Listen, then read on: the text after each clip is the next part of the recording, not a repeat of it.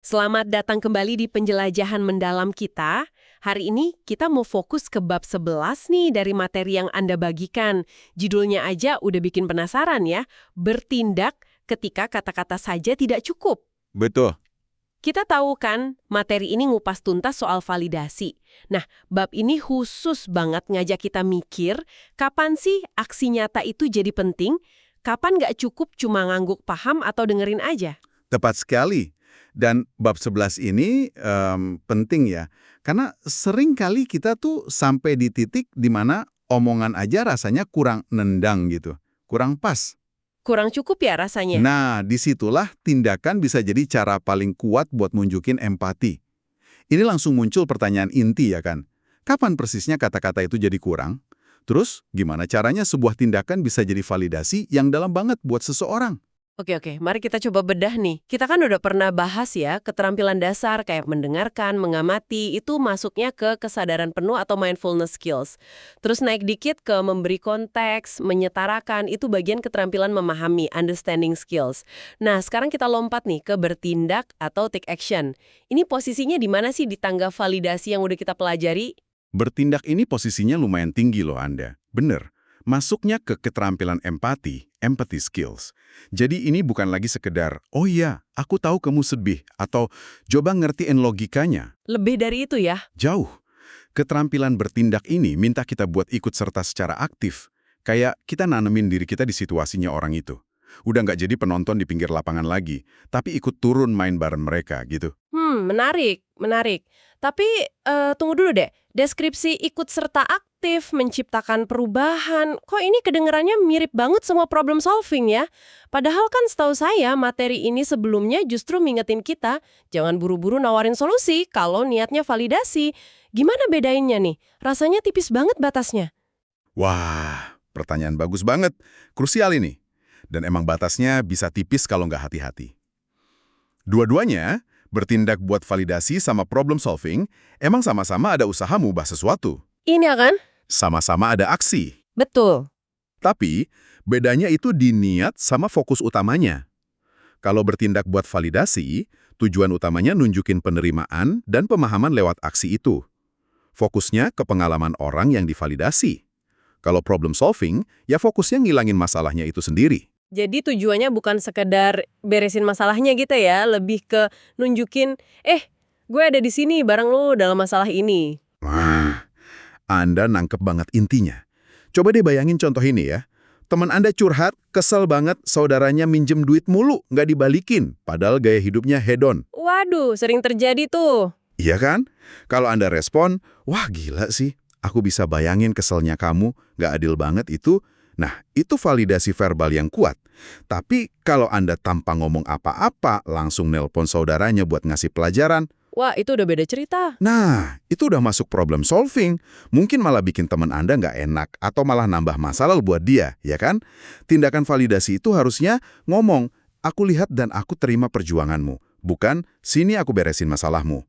Aksinya harus pas sama apa yang dibutuhin teman Anda biar merasa dipahami, bukan apa yang menurut kita solusi terbaik. Oke, ini bikin mikir nih. Bedain kapan harus bertindak sama kapan enggak, itu pasti kuncinya. Ini bagian paling susah kali ya. Sumber Anda pasti ngasih panduan soal ini kan? Gimana caranya kita navigasinya? Bener banget, navigasi ini penting. Sumber yang Anda kasih itu emang ngejelasin dua skenario utama kapan tindakan itu cenderung lebih bermakna dan dibutuhin daripada cuma kata-kata. Skenario pertama, itu pas orangnya nggak bisa bertindak sendiri buat memenuhi kebutuhannya saat itu.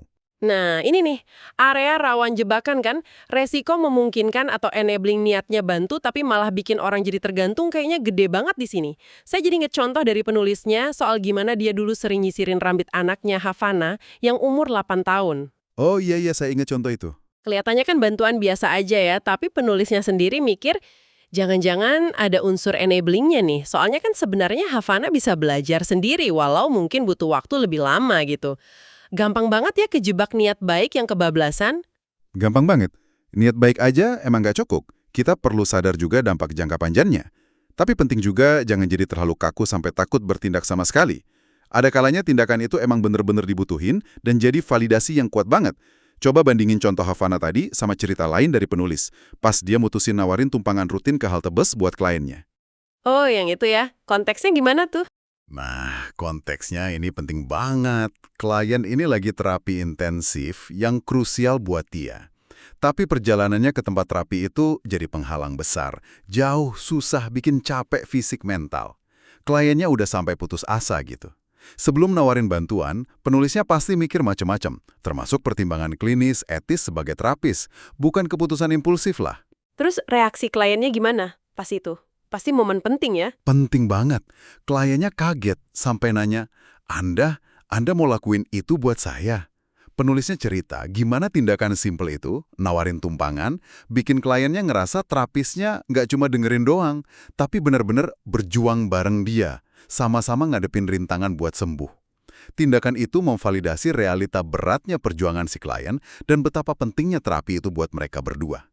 Ini nunjukin investasi emosional yang nyata, lebih dari sekedar sesi di ruangan. Wow, itu contoh kuat banget ya gimana tindakan bisa ngomong lebih keras dari kata-kata.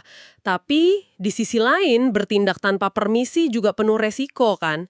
Contoh teman penulis yang inisiatif ganti tanda toilet di kantornya buat keponakannya yang non-binar itu juga jadi pengingat. Nah, iya. Niatnya kan baik banget ya pengen keponakannya ngerasa diterima, tapi malah bikin keponakannya jadi pusat perhatian yang nggak diinginkan. Bener banget. Contoh itu ilustrasi sempurna gimana niat baik bisa jadi bumerang kalau nggak dikomunikasiin dulu. Tindakan itu, karena nggak didiskusiin, malah bikin keponakannya ngerasa disorot, nggak nyaman. Ini negasin betapa pentingnya, sebisa mungkin ya, buat minta izin atau minimal check-in dulu sebelum kita ambil tindakan signifikan atas nama orang lain. Jangan asumsi kita paling tahu apa yang terbaik buat mereka. Jadi beda ya rasanya kalau temen nawarin bantuan spesifik, misalnya, mau gue bantu cari info X nggak pas kita lagi pusing, dibanding kalau tiba-tiba dia udah ngambil alih kerjaan kita tanpa ngomong, walau niatnya nolong. Kayak batas pribadi kita dilanggar gitu rasanya. Persis. Komunikasi sama ngormatin otonomi orang lain itu kuncinya. Makanya sumber ini nyaranin kita buat nanya diri sendiri beberapa hal sebelum mutusin bertindak atau enggak. Oke, apa aja tuh? Pertama, orang ini beneran nggak punya sumber daya, waktu, energi, kemampuan, akses buat ngelakuin sendiri saat ini. Ini bantu bedain kebutuhan nyata sama sekedar nggak nyaman aja. Oke, masuk akal. Kedua, bisa dan perlukah mereka belajar ngelakuin sendiri buat jangka panjang? Ini pertanyaan kritis buat ngehindarin enabling. Jangan-jangan tindakan gue malah ngambil kesempatan dia buat tumbuh. Ya juga ya. Ketiga, tindakan yang dibutuhin ini sejalan nggak sama nilai-nilai dan kapasitas gue.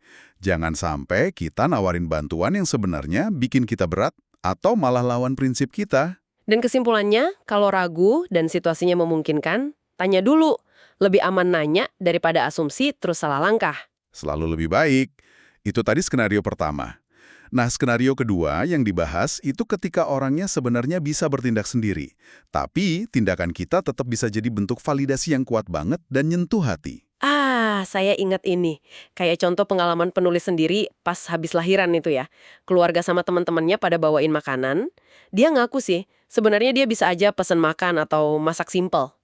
Tapi tindakan itu, apalagi dari ibu mertuanya yang diam-diam ninggalin kaserol di depan pintu tanpa ganggu istirahatnya, itu rasanya validasi banget. Betul. Kayak ngomong kami tahu kamu capek, kami tahu kamu butuh privasi dan kami peduli gitu ya. Persis.